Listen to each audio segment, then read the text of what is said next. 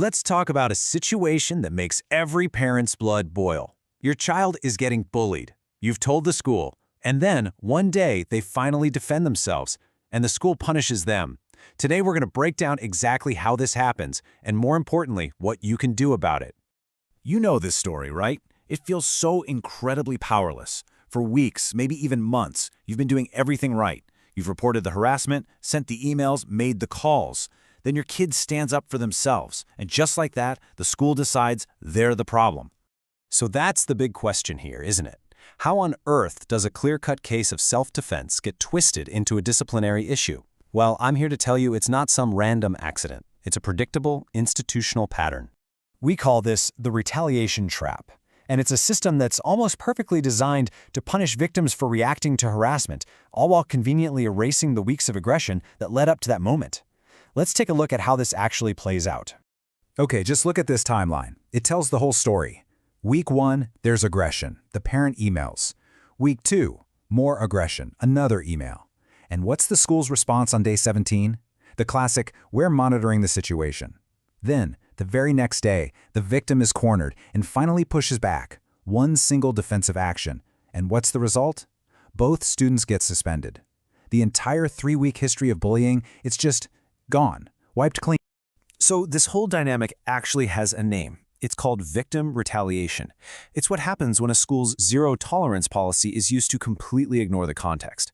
It effectively punishes the kid who is being bullied for finally reacting to a problem the school should have solved in the first place. So how do they do it?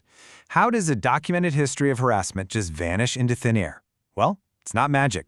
There's a specific playbook they use, a set of tactics, and we're going to break them down right now. And here it is. The number one tool in that playbook is the term mutual combat. This is the magic wand for schools. It's a label that lets them bypass any real investigation. If both kids threw a punch or a push, that's it. It doesn't matter who started it, it doesn't matter why, it's just a super convenient way to close the case and slap equal blame on everyone. And this slide really nails the two main tricks they use. First, there's timeline manipulation. You know those emails you sent? Suddenly they're lost. The reports you filed, they somehow didn't make it into the official record. Then there's definitional downgrading. That serious bullying you documented gets relabeled as a simple peer conflict, as if it was just a silly argument between two friends. And this quote just says it all. What the school is doing is converting a child's trauma and the school's own failure to keep them safe into a simple disciplinary code.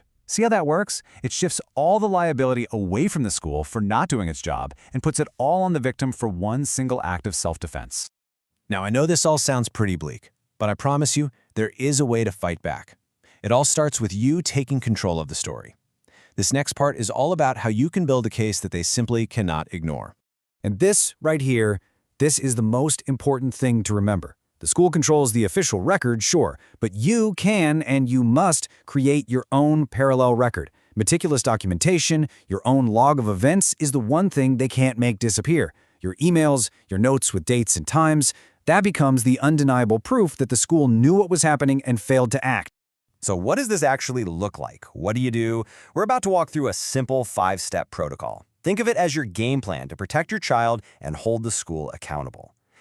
All right, this protocol is your shield. First up, step 1, document everything. Every single incident in writing with dates, times, and witnesses from the very beginning. Step 2, reclassify. The school is going to call it mutual combat. You have to reject that. In every single email, you will call it a defensive response to documented unaddressed harassment. Use their own policy language against them. Step 3, reconstruct the timeline. You formally request all records, and then you compare their version to your detailed logs. This is where you expose every single gap. Step 4, you need to ask, is this a pattern? Are other kids getting the same treatment? This helps build a bigger case. And finally, step 5, escalate. You stop making emotional pleas and start speaking the language of policy and law, and that changes the entire conversation. And that's our final section. Because when you escalate using their own language, you're not just arguing about a suspension anymore. You are raising the stakes from a simple discipline issue to a fundamental question of safety and civil rights. This is the legal bedrock of your argument. Schools have what's called a duty of care. It's their legal obligation to protect students from harm that they can reasonably see coming. And guess what? When you've repeatedly reported bullying, that harm is now officially foreseeable. So their failure to act isn't just bad policy, it's a violation of that duty. And this table connects all the dots beautifully. When the school ignores your reports, that's a potential violation of its duty of care. When it punishes your kid for fighting back but seems to let other aggressors slide, that creates something called disparate impact under Title VI of the Civil Rights Act. And using that mutual combat label, well, that's just a tactic to dodge the harassment investigation they were legally supposed to do.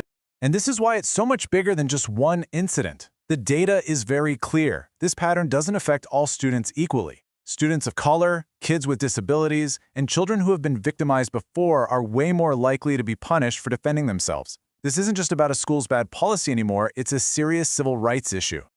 So if there's one thing you take away from all this, let it be this. When a school chooses to punish the reaction but ignores the documented aggression that caused it, that's not just unfair discipline. It is discrimination.